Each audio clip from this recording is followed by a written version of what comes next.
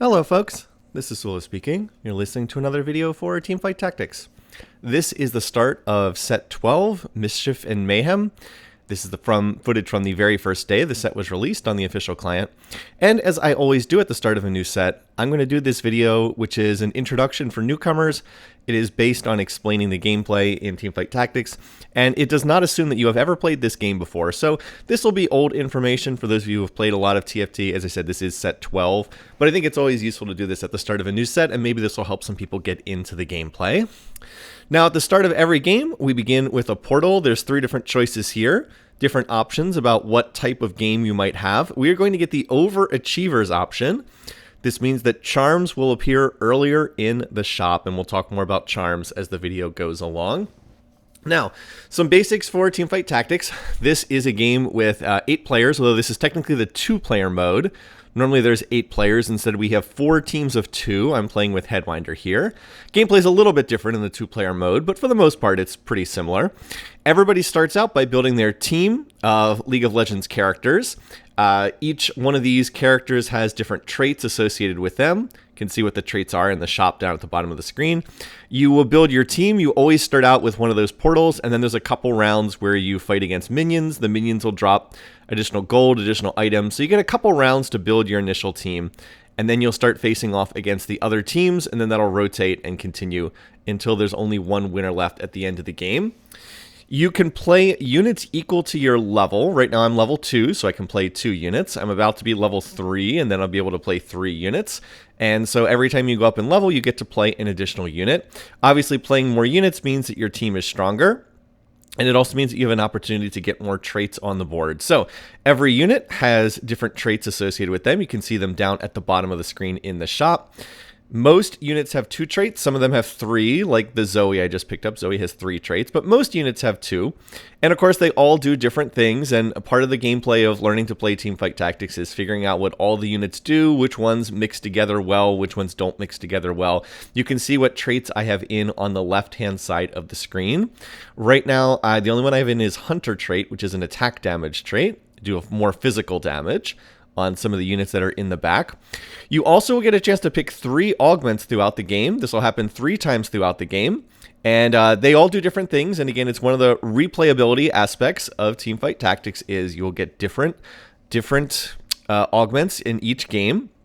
You will not always get the same ones, and you'll have the opportunity to play different things. I have taken one that gives me a golden item remover. And what this one does is it means that I can take items off of units an infinite number of times. Normally, once you put items on a unit, you have to sell the unit to get the items off. But I will not have to do that here because I have a golden item remover. I don't actually know what I'm going to be playing right now. I'm actually a little bit unclear what exactly I'm going to be doing in this game. So for the moment, I'm just trying to stay flexible. As I said, I have that Hunter trait in. Hunter trait gives you, it provides additional attack damage, so the units do more physical damage. That applies to my 2 units in the backline. I have a Twitch, and I also have a Namzi. Namzi is actually not a unit from League of Legends. It's actually a unit they created just for TFT. And the 2 of them, by the way, this fight's really close. I'm going to end up winning this one narrowly. But they'll deal more physical damage when they use their abilities. And then I also have a trait called Dragon, which gives an additional burn in terms of auto attack. The Dragon units burn and wound on their auto attacks.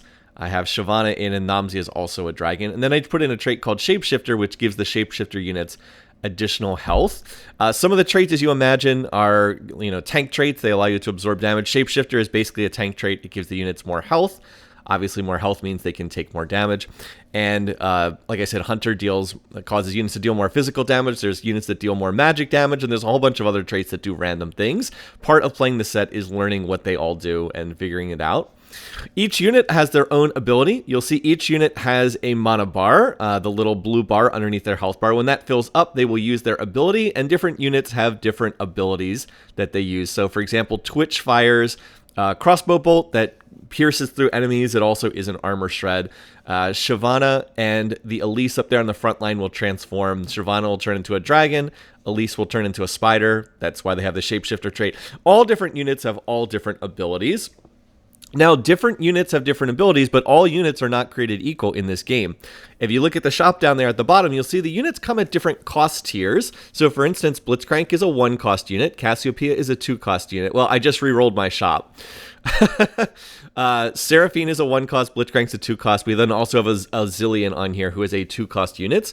They range from 1-cost up to 5-cost. As far as the units that you can have in this game.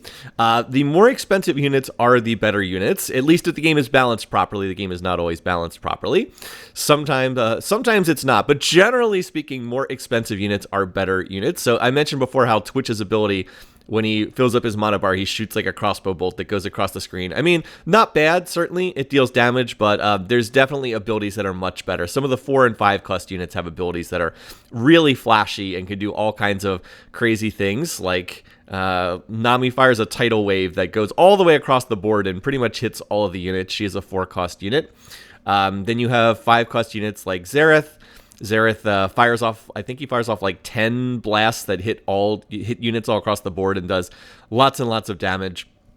Camille is a 5-cost unit, and she'll put somebody in her barrier that she gets from League of Legends. You get the idea. The more expensive units are the better units. So you want to be upgrading from the cheaper early game units to the more expensive late game units as the match progresses.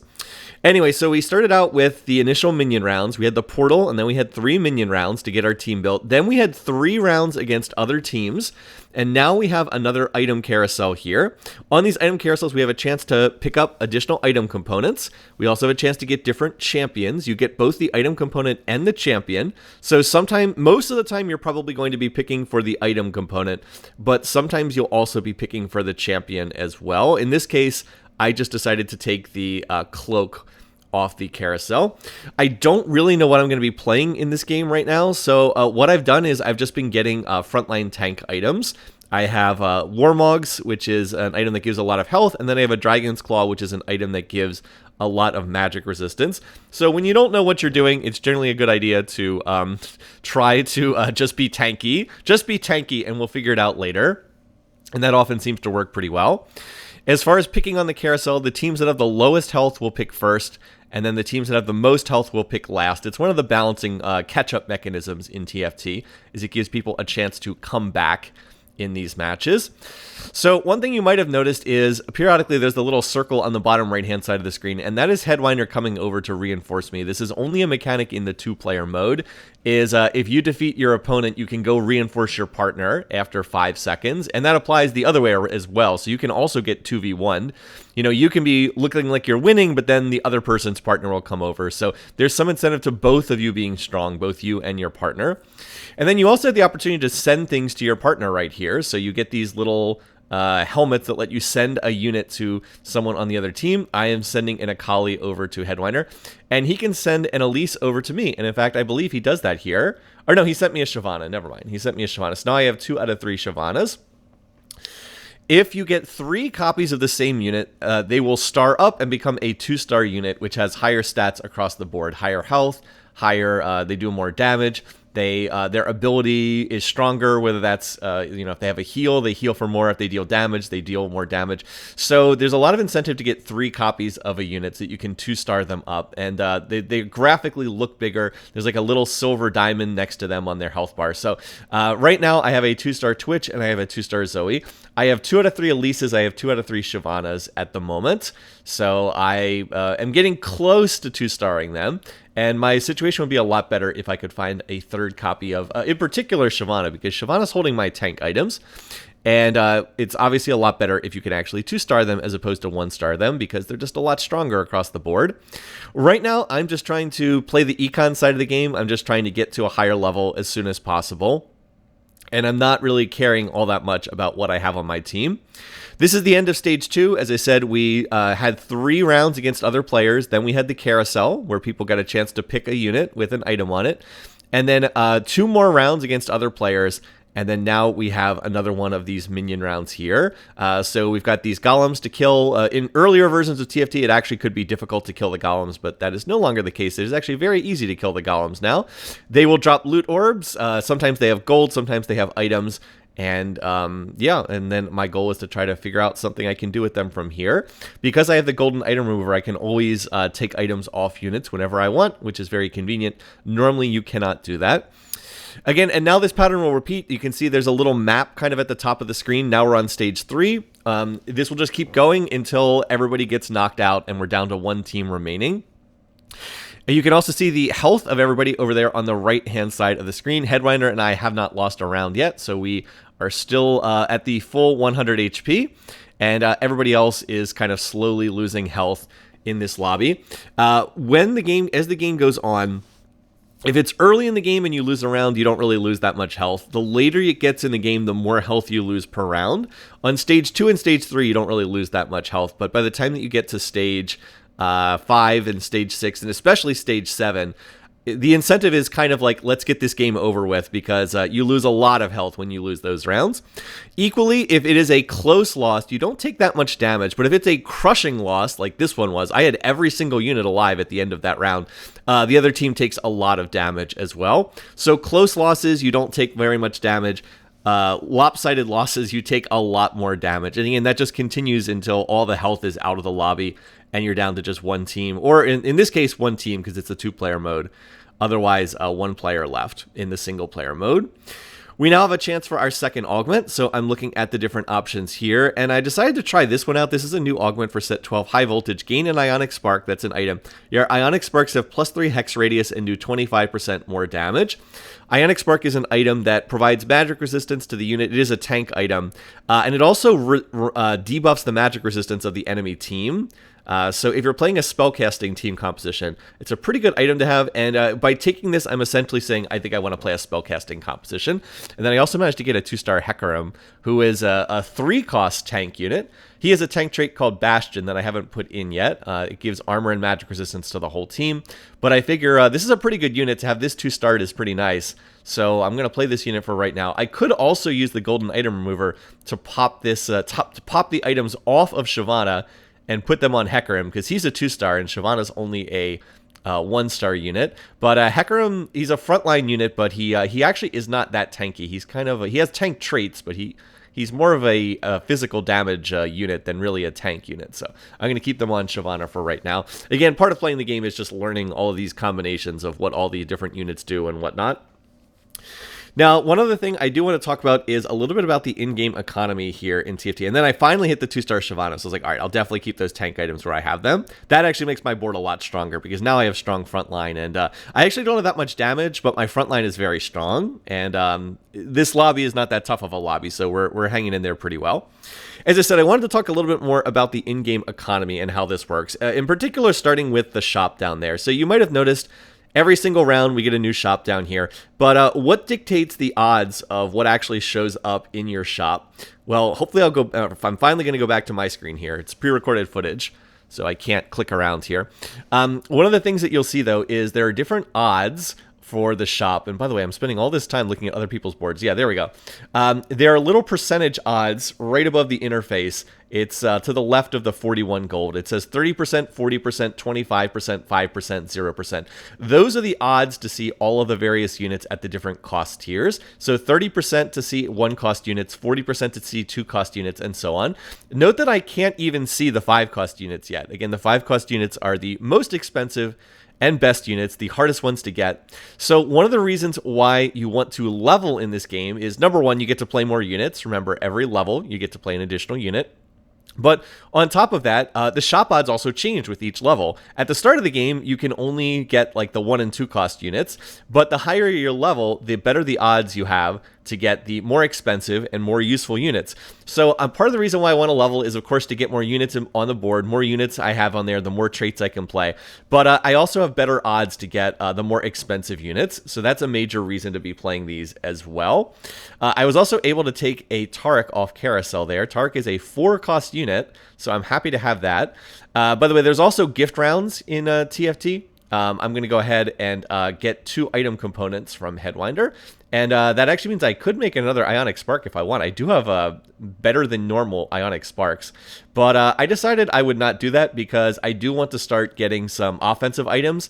So I'm going to go ahead and save this rod that I picked up in the gift round and use it for an offensive item instead of a defensive item, because I kind of have enough defensive items. Almost all my items are defensive items right now. Anyway, getting back to our shop odds thing. So as I said, when you level up, the shop odds change. So when I go to level 7, I will have lowered odds to hit 1 and 2 cost units, but higher odds to hit the 3, 4, and 5 cost units. So you want to level over the course of the game because you want to play those higher tier, more expensive, better units that don't unlock until the later stages of the game. Also, Headwinder won this round insanely early. His board is really strong. He's just been winning rounds like unbelievably fast. I think my board would have won that round anyway, but he just won it so fast it was pretty ridiculous. And then I have the chance to send him something else. Again, these gift rounds are only in the 2-player mode. You will not see this in the single-player mode. So I'm going to send him something, and I believe he takes the component anvil, which is going to give him an item, if I remember this game correctly. So as I said, you want to level, and you want to get the chance to play better units. Now, the other question is, where do you get your economy from in this game? You might have noticed I have 59 gold right now. Well, again, if I'll ever show my own board here. I have 59 gold here, and you might be thinking, where does gold come from? So there's a couple different sources of where gold appears from. As I said, another Akali over to Headwinder. And it's important to understand where the money is coming from. So let's start out with the basics. You always get 5 gold every round. You will always get 5 gold no matter what. In addition to that, you can also get additional gold based on whether you are on a win streak or a loss streak. Right now, I am on a 9-match winning streak. That is the maximum possible. I'm getting an additional 3 gold per round. You start getting additional gold when you're on a streak of 2, and it maxes out at 5. 5 is the longest streak at the moment. So I get an additional 3 gold per round, and you can see that makes a big difference. Getting 5 gold or getting 8 gold as opposed to 5 gold is a lot more. The more gold I have, the more I can level, the more I can buy champions. You get the idea. And by the way, I've just now found a Rise, so I am very happy to play that. I'm going to go ahead and move my Rage Blade over to Rise. Again, I do not have to sell the units to do this. I also found a Tom Kench, who is a 4-cost unit and a 4-cost tank, so I'm going to be happy to play him. We'll go ahead and do that. That actually puts a trait called Arcana in play.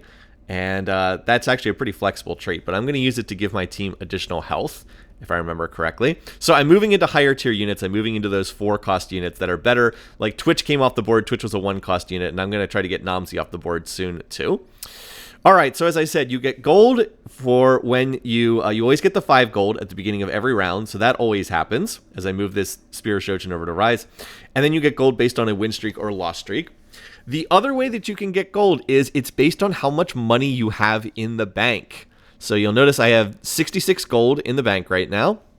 For every 10 gold you have in your bank at the end of a round, you will get an additional 1 gold at the start of the next round. So that caps out at 50. You can't get more than 50. Gold over 50 doesn't matter. So if you have 50 gold in your bank, you'll get an additional 5 gold per round. So again, you always get 5. You can get another up to 3 if you're on a win streak or loss streak.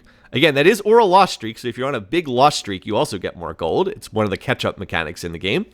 And then also how much gold you have in the bank. So because I'm over 50 gold, I am getting another 5 gold. So I'm getting 13 gold per round, which is the maximum you can get under normal circumstances. There are some other ways to get gold, but 13 is normally the maximum.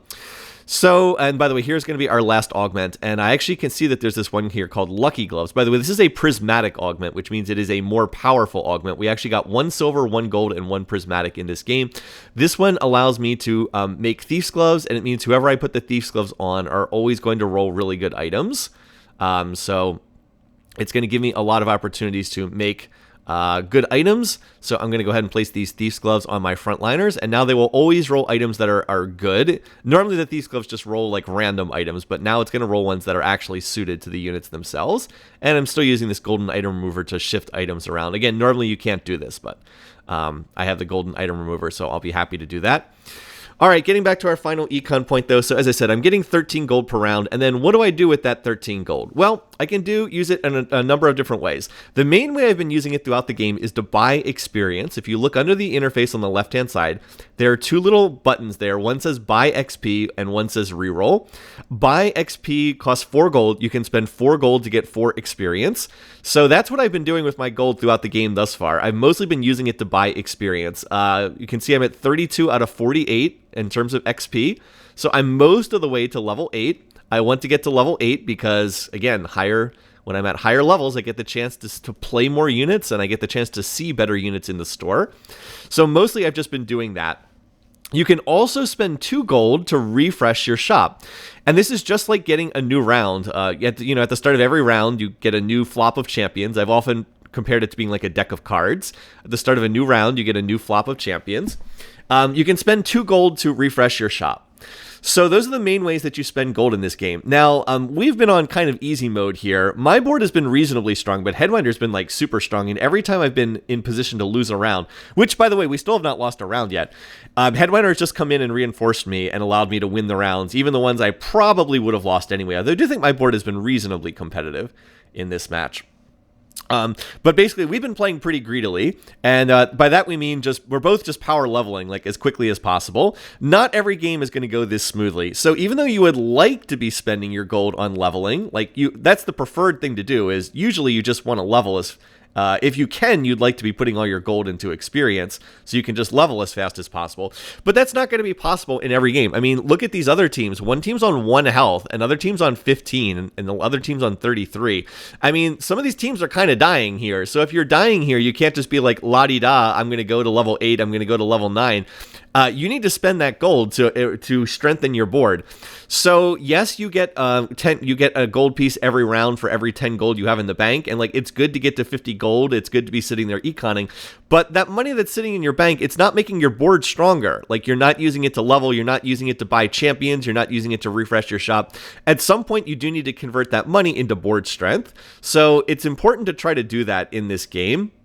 And so a lot of the tension in the gameplay comes from how much can I push my team economically? When do I need to back off? When do I need to start converting that money into refreshing the shop so I can buy more champions and so I can start to strengthen my board and make it better? So like I said, that's a lot of what the tension in the gameplay comes from. Knowing where and how you can push econ, when you can push your team in certain directions, etc., etc. So we've just been playing the game in basically pure econ mode thus far, but at some point soon, we're definitely going to have to actually start spending our gold. I even have 2 free rerolls saved up. I went ahead and got 2 free rerolls earlier in the game, and I'm just sitting on them because I'm trying to hold off on buying them until I get to level 9. Again, I want to be clear, this is very, very greedy to be playing the game this way. I'm also, by the way, going to reforge some items here. I have 2 reforgers.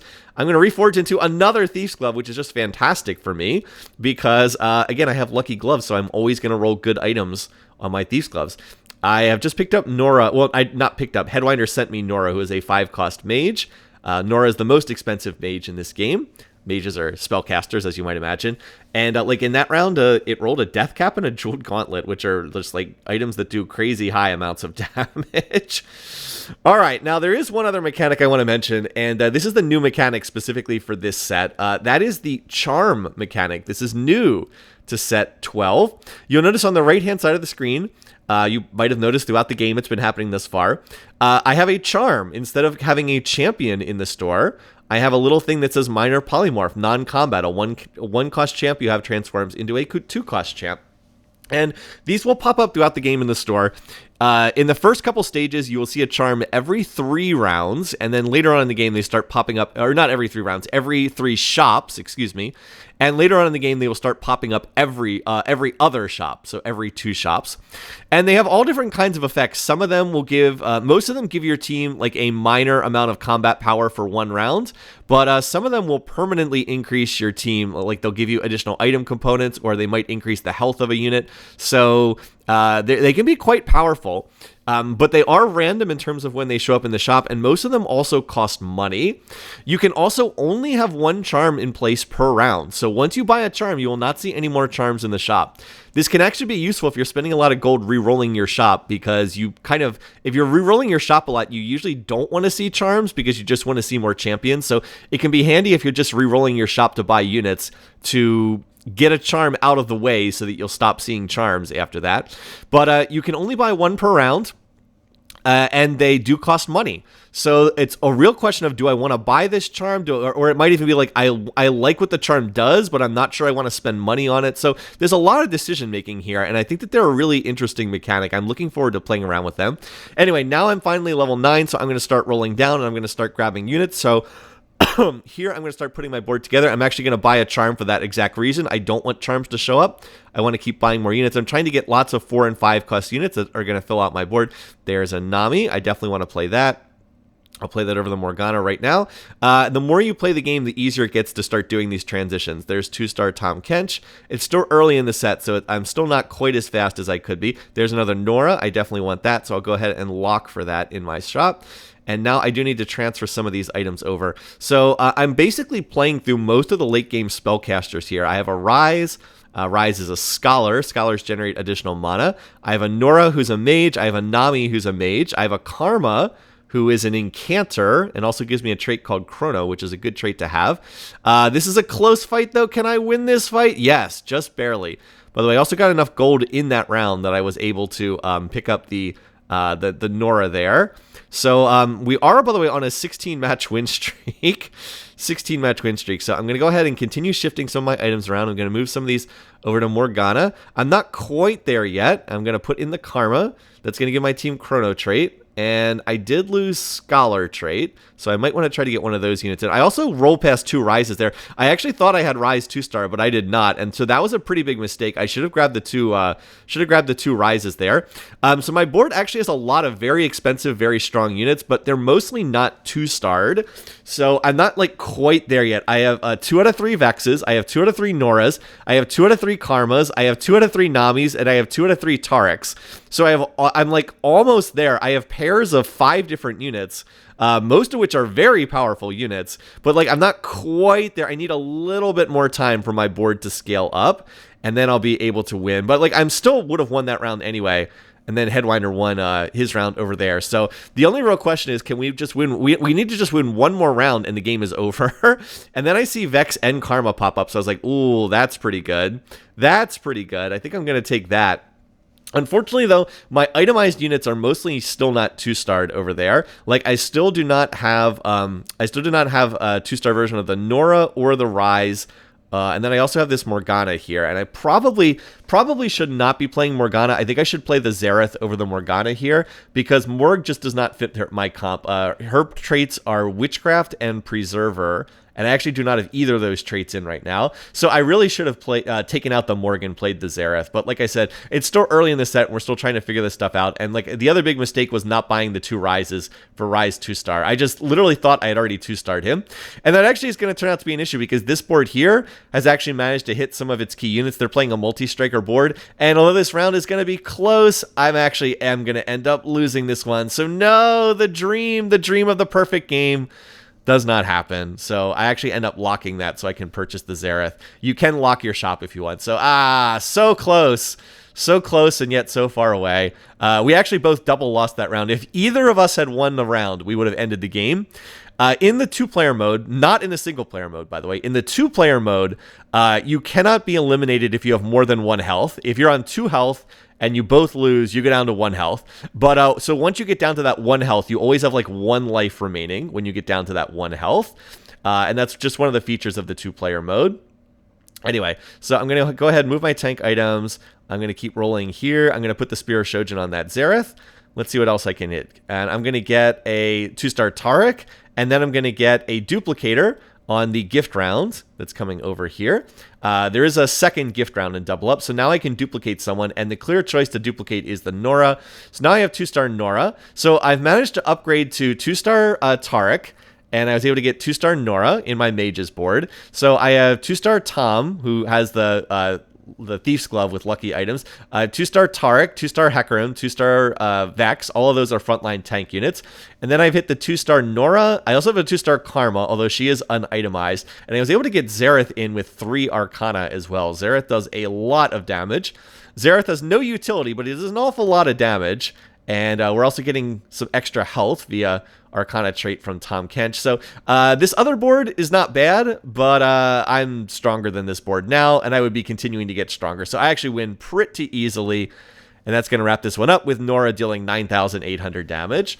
So there you go. A pretty straightforward game. It wasn't the toughest game, as I said, but I was trying to pick a game that was relatively relaxing and straightforward because I think it's a little easier to do that when we're just doing the mechanics here in this game. So I hope that this was a useful overview of Teamfight Tactics. The games do tend to look like this. There's a lot of replayability in the game though, because you're always getting different portals at the start of the game, different augments as you play through, different charms in the shop, etc., etc. And of course you get the chance to play with a bunch of different units. So there's a lot to see here, and hopefully this will be a good set. It's looking good thus far, but I guess we'll see.